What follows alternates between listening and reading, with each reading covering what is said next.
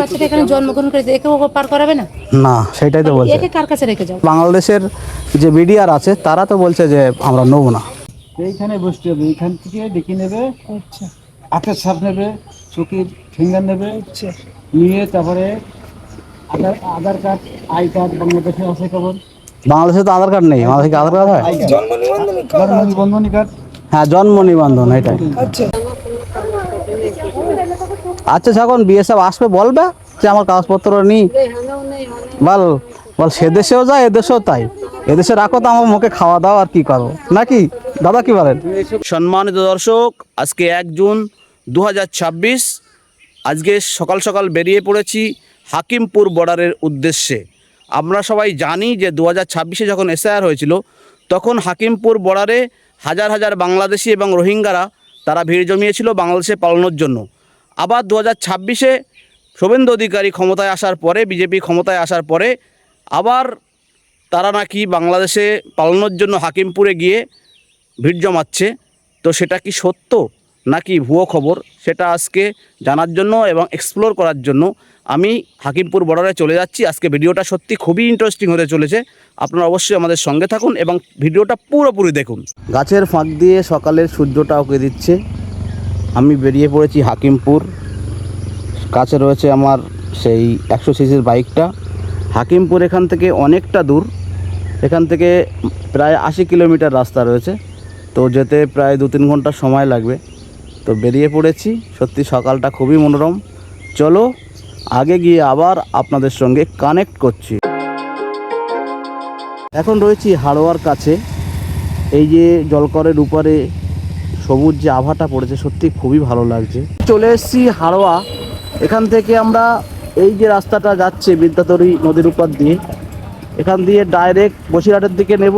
এখন রয়েছি হাড়োয়া ব্রিজের উপরে, দেখতে পাচ্ছ এই সামনেই রয়েছে বিদ্যাধরী নদী। এখন রয়েছি বসিরহাটের কাছে, প্রায় 40 কিলোমিটার গাড়ি চালিয়ে নিয়েছি। 40 কিলোমিটার আসতে প্রায় 1.5 ঘন্টা লেগে গেল, গ্রামের পথ, সেই জন্য একটু সময় নিয়ে আস্তে আস্তে গাড়ি চালাচ্ছি। এদিকের যে রাস্তাঘাট খুবই ভালো, উত্তর চব্বিশ পরগনা যা দেখছি ভালোই লাগছে। এখন দ্রুত চলে যাচ্ছি হাকিমপুর বর্ডারের দিকে। খুবই সুন্দর একটা পরিবেশ এখানকার দেখতে পাচ্ছ। চলে এসেছি একদম টাকি রোডের কাছে। এবারে right onto Kolkata, Basirat Road, Taki Road. টাকি রোডে চলেছি, টাকি রোড দেখতে পাচ্ছ। এই যে টাকি রোডে আমরা চলে এসেছি।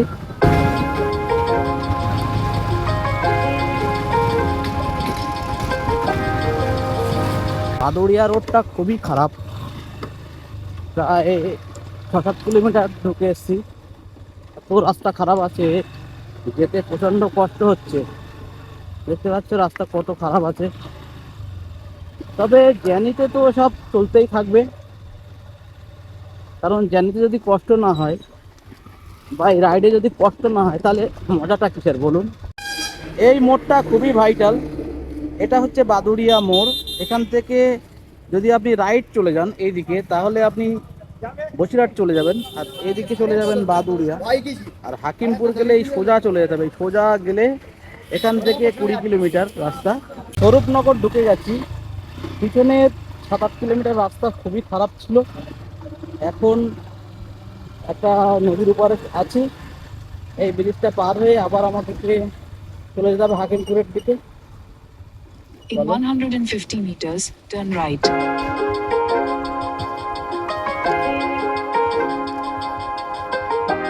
Turn right. সামনে গিয়ে 300 মিটার দূরে একটা মোড় রয়েছে, ওটাই হচ্ছে তেঁতুলিয়া হাকিমপুর রোড। আমাদের এখান থেকে লেফট নিতে হবে। এই যে সামনে দেখতে পাচ্ছ এটাই তেঁতুলিয়া হাকিমপুর রোড। এইটা তেঁতুলিয়া চলে যাচ্ছে এবং লেফটে আমাদের হাকিমপুর চলে যাবে।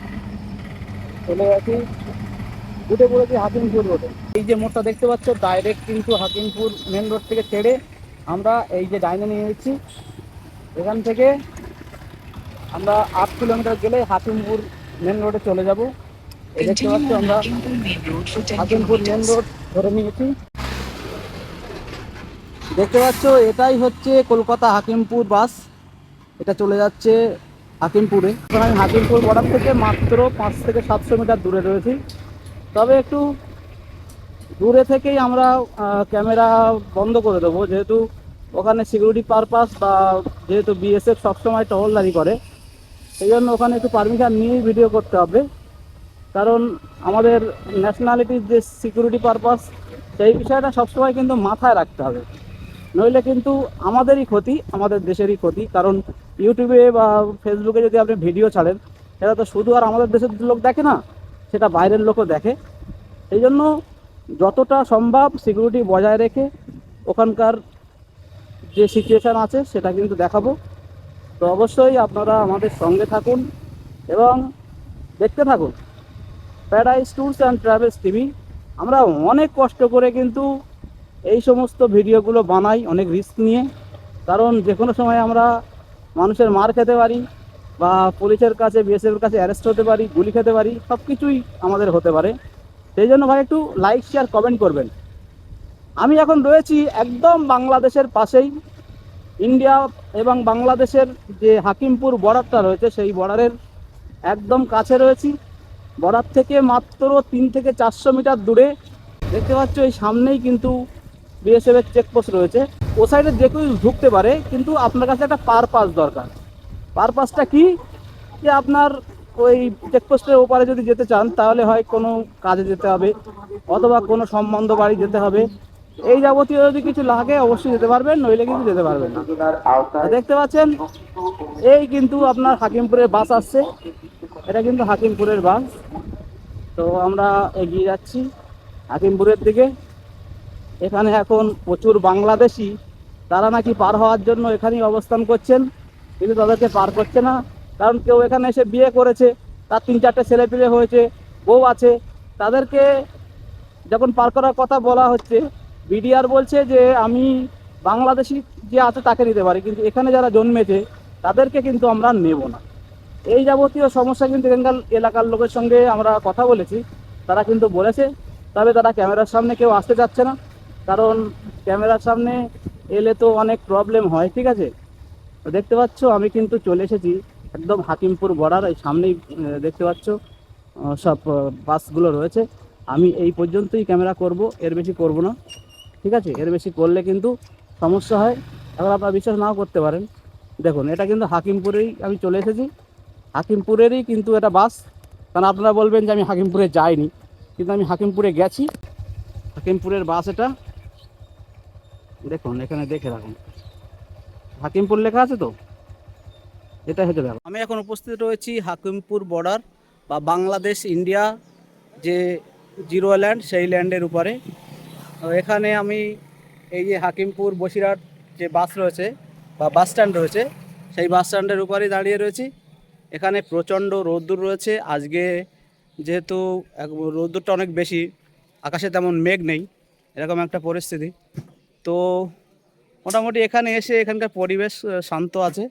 এখানে যে খবরগুলো শুনছিলাম সেগুলো হতেও পারে বা নাও পারে। আমি সাধারণ মানুষের সঙ্গে কথা বলবো, তারা কি বলতে চায় সেটা দেখবো। পাওয়া যাচ্ছে বাংলাদেশি বন্ধু?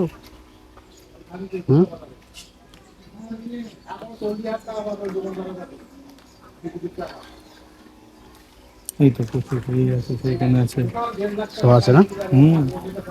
এরা যেতে পারছে না, সব বাংলাদেশিতে। তো অসংখ্য বাংলাদেশি মানুষ সব এখানে উপস্থিত রয়েছেন, তারা বর্ডার পার করতে চায়, কিন্তু তাদেরকে কেউ বর্ডার পার করতে দিচ্ছে না, কারণ বিডিআর সমস্যা করছে। এখানে সব যারা বসে আছে সমস্ত বাংলাদেশি মানুষজন, তারা চেষ্টা করছে, কিন্তু তারা পার হতে পারছে না। দেখতে পাচ্ছ সামনেই সব বাংলাদেশিরা বসে রয়েছে, তারা পার করতে চায় কিন্তু পার হতে পারছে না।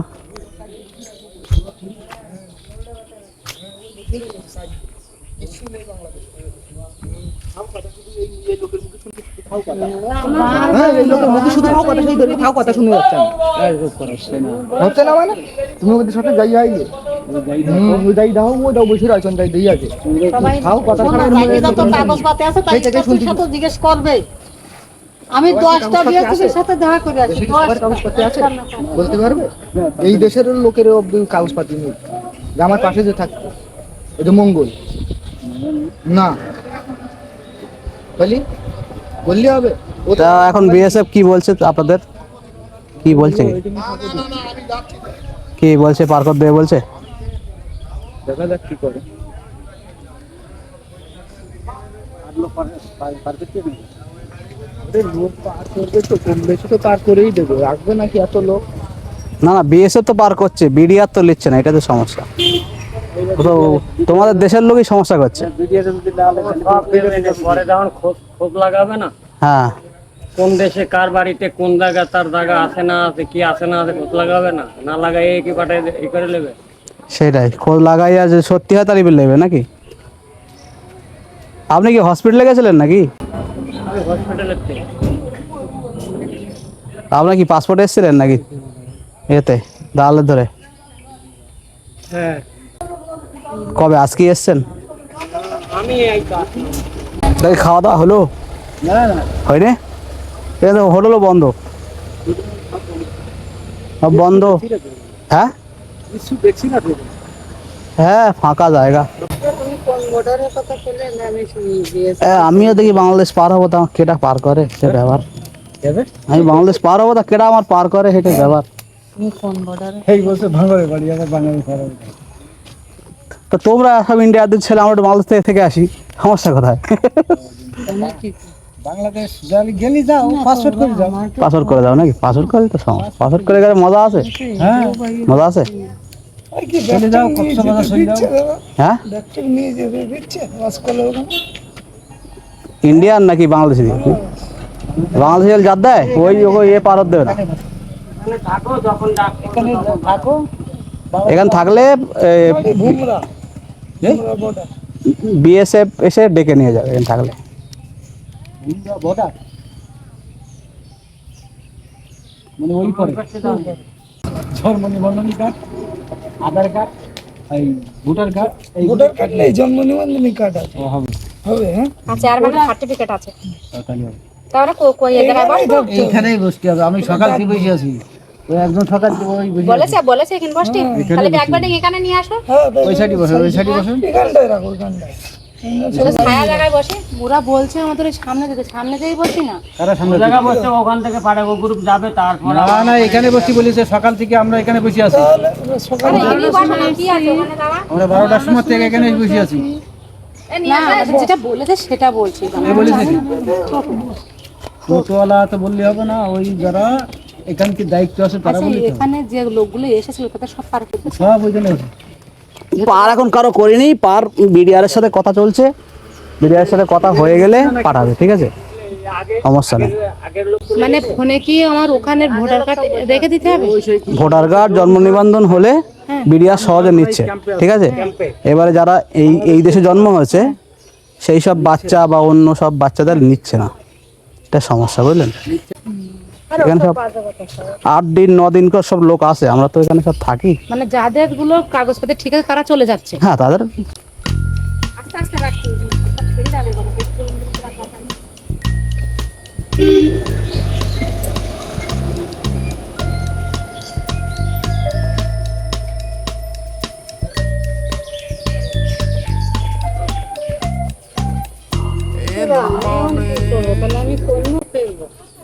তোমার কোনো অসুবিধা, তোর এমনি পার করে দেবে ওখানে, তোমার অসুবিধা নেই। তুমি একটু নাফানাফি করবা। হ্যাঁ, নামানাই করবা। বল আমি অত বুঝি না কিছু, আমি বল বল আমি সাঁতরে পার হয়ে গেছিলাম, আমি জানি না তো, বল কোনটা ইন্ডিয়া কোনটা বাংলাদেশ আমি জানি না তো। বলবা আমি কোনটা ইন্ডিয়া কোনটা বাংলা, হ্যাঁ, আমি জানি না। আমি যে কোনো একটু যাবে রাতেই থাকবো। হ্যাঁ, কিন্তু আমার তখন বলবে না, এই সেই এ মাথা খারাপের ফাঁকা। হ্যাঁ, ও মাথা খারাপ পার করে দেবে। ওই তো যেখান থেকে এসেছি তুমি কোথায় থাকতে কাকি? সেই জায়গায় চলে হ্যাঁ, এই কোথায়? বিরাট বিরাটি থাকতা? বিরাটি চলে। ক বছর আসো? অনেক বছর। ওই জন্য তো চিন্তা। তো তোমাকে তাড়াইয়া দিল, ওরা কি বললো, ওরা যেন থাকতে? আবার চল যাও, দেশে চল যাও। তা তুমি এসছিলে কোন হাত দিয়ে? দেখতে প্রতিবাদী নেই আমার আইনে মাইকে নামাল একজন। কত নেছিল আসতে? সেটা জানি না, সেটা ওরা ছাড়ো, আমার মাথায় কাজ। মাথা কাজ করে না, কিচ্ছু হবে না, ও পার করে দেবেন, সমস্যা নেই, পার করে দেবেন। দরকার আমি একটু বল দেবেন, তা কি আছে, আমি বল দিলে হবে না? আমি তো এদেশের লোক, যে চাষি আমাদের এখন থাকতো, চাষি এখন বাড়ি যাবে, না কি বলো, একটু পার কর দাও। যে সমস্ত বাংলাদেশি ভাইয়েরা এখনও ইন্ডিয়ায় রয়ে গেছো, যারা পার করতে চাইছো বর্ডার, তারা হাকিমপুর বর্ডারে চলে আসতে পারো। এখান থেকে বিএসএফ কিন্তু আপনাদের যদি বাংলাদেশের জন্ম নিবন্ধন অথবা যদি আপনাদের কাছে বাংলাদেশের আই কার্ড থাকে, মানে পরিচয়পত্র থাকে, তাহলে অবশ্যই ভালোভাবেই এখানকার যে বিএসএফ তারা কিন্তু বিডিআরের সঙ্গে যোগাযোগ করে পার করে দিচ্ছে। এবং যাদের এখানে জন্ম হয়েছে যে সমস্ত বাচ্চাদের, তাদের কিন্তু একটু সমস্যা হচ্ছে। তাদের ক্ষেত্রে বিডিআর কিন্তু কোনোভাবেই নিতে চাইছে না এবং বিডিআর বলছে যে তাদের ইন্ডিয়ায় জন্ম হয়েছে, তাদেরকে কেন নেব। এই সমস্ত সমস্যা কিন্তু এখানে হচ্ছে। সেজন্য যারা এখনও বাংলাদেশ যেতে পারোনি তারা কিন্তু হাকিমপুরে চলে আসতে পারো যদি জন্ম নিবন্ধন পত্র থাকে, আর যদি আপনার কাছে পরিচয়পত্র থাকে অবশ্যই এখান থেকে সহজেই আপনি পার হয়ে যেতে পারবেন। এখানে অসংখ্য ব্যক্তিবর্গ যারা বাংলাদেশি ভাই ও বোনেরা যারা এখনও বাংলাদেশে যেতে পারেনি তারা কিন্তু এখানে অপেক্ষা করছে, আর এখান থেকে ডাইরেক্ট তাদেরকে কিন্তু বিএসএফ পার করে দিচ্ছে। তো এখানে চলে আসতে পারো। সমস্ত বাংলাদেশি ভাই ও বন্ধুরা যারা বাংলাদেশে যেতে চাইছো তারা হাকিমপুর বর্ডার দিয়ে পার হতে পারো। এটা হাকিমপুর রোড রয়েছে। কলকাতা থেকে যে কোনো ট্রেন ধরে বসিরহাট চলে আসবে, বসিরহাট থেকে ডাইরেক্ট বসিরহাট স্টেশন থেকে আপনি হাকিমপুরের বাস পেয়ে যাবেন। এখন রয়েছি হাকিমপুর বাস স্ট্যান্ডে। ওইসব হাকিমপুরের বাসগুলো দাঁড়িয়ে আছে, এখান থেকে বসিরহাট, বাদুড়িয়া সমস্ত জায়গায় যায়। এখানে এসে আপনি ডাইরেক্ট কিন্তু বিএসএফের কাছে যাবেন না। আপনি যদি ডাইরেক্ট বিএসএফের কাছে যান সেক্ষেত্রে আপনার সমস্যা হবে। প্রথম কি করতে হবে, বাস স্ট্যান্ডে এসে আপনাদেরকে এই যে বিল্ডিংটা আছে, এই বিল্ডিংটা চিনে রাখো। এই বিল্ডিংটার সামনে এসে সবাই কিন্তু বসে আছে, বিশেষ করে বাংলাদেশি ভাই ও বোনেরা যারা বর্ডার পার করতে চাইছে তারা সব এখানে বসে আছে এবং এখান থেকে ওয়েট করতে হবে। এখান থেকে ওয়েট করলে বিএসএফ এখানে এসে আপনাদেরকে নিয়ে যাবে এবং আপনাদের নাম নথিভুক্ত করবে, আপনাদের চোখের ফটো মটো নেবে, সমস্ত কিছু নিয়ে কিন্তু আবার সামনে যে পোস্ট আছে সেই পোস্টে সেখানে আপনাদেরকে বসাবে এবং সেখান থেকে যা প্রসেস রয়েছে বিডিআরের সঙ্গে কথা বলে আপনাদেরকে একটা ব্যবস্থা করতে পারছে। এখানে অসংখ্য বাংলাদেশি ভাই ও বোনেরা যারা বর্ডার পার করতে চায় তারা কিন্তু এখানে এসে ওয়েট করছে। এখান থেকেই বিএসএফ আসবে, বিএসএফ এসে এখান থেকে সবাইকে নিয়ে যাবে। তো আমি বাংলাদেশি ভাইদের কাছে কথা বলেছি, সবাই কিন্তু কর্মসূত্রে এখানে এসেছিল। তাদের অনেক অভাব, অনেক কষ্ট, অনেক সমস্যার জন্যই তারা ইন্ডিয়া এসেছিলো। কেউ বা হসপিটালিটির জন্য, কেউ বা খেটে খাওয়ার জন্য, জন মজদুরি করার জন্য তারা এসেছিলো, কিন্তু তাদের আজকে এখান থেকে চলে যেতে হচ্ছে। সেই জন্য তারা এখানে ওয়েট করছে, এখান থেকে বিএসএফ এসে নিয়ে যাচ্ছে। দেখতে পাচ্ছি সব ছোটো ছোটো বাচ্চা বা 15 বছর 10 বছর বাচ্চারা, তারা কিন্তু এখানে সব ওয়েট করছে। আর তারাও বাংলাদেশের ওপারে যেতে চায়, কিন্তু তাদের যখন সময় আসবে, যখন আর একটা লট নিয়ে গেছে সেই লটটা যখন প্রসেস হয়ে যাবে তখন আবার এই লটটাকে নিয়ে যাবে। তো চলুন, আমি কিন্তু এখানকার সব খুঁটিনাটি দেখাচ্ছি। তো যে সমস্ত বাংলাদেশি ভাই ও বন্ধুরা পার করতে চাও হাকিমপুর বর্ডারে এসে একবার চেষ্টা করতে পারো। এখান থেকে কিন্তু পার করা হচ্ছে, কোনো সমস্যা এখানে হচ্ছে না। তো সবাই এখানে ওয়েট করছে। আমার বোনেরা, আমার মায়েরা প্রচণ্ড কষ্ট করছে। একটা মায়ের সঙ্গে কথা হচ্ছিল, তিনি এখানে 9 দিন চেষ্টা করছে এখান থেকে পার হওয়ার জন্য, কিন্তু পার হতে পারছে না। আজকে এসব সমস্যা হচ্ছে। তো যাই হোক, এখন মোটামুটি আমরা সব কিছু দেখতে পাচ্ছি। উপস্থিত রয়েছি হাকিমপুর বর্ডার, বাংলাদেশের একদম কাছে এবং ভারতের শেষ প্রান্তে। আমি হাকিমপুর বর্ডারেই দাঁড়িয়ে রয়েছি। ওই দূরে চেকপোস্ট দেখা যাচ্ছে। এখান থেকে আর 1 কিলোমিটার দূরে গেলেই সোনাই নদী আছে। ওই সোনাই নদীটা পার করলেই আপনার বাংলাদেশ শুরু হয়ে যাচ্ছে, সাতক্ষীরা শুরু হয়ে যাচ্ছে।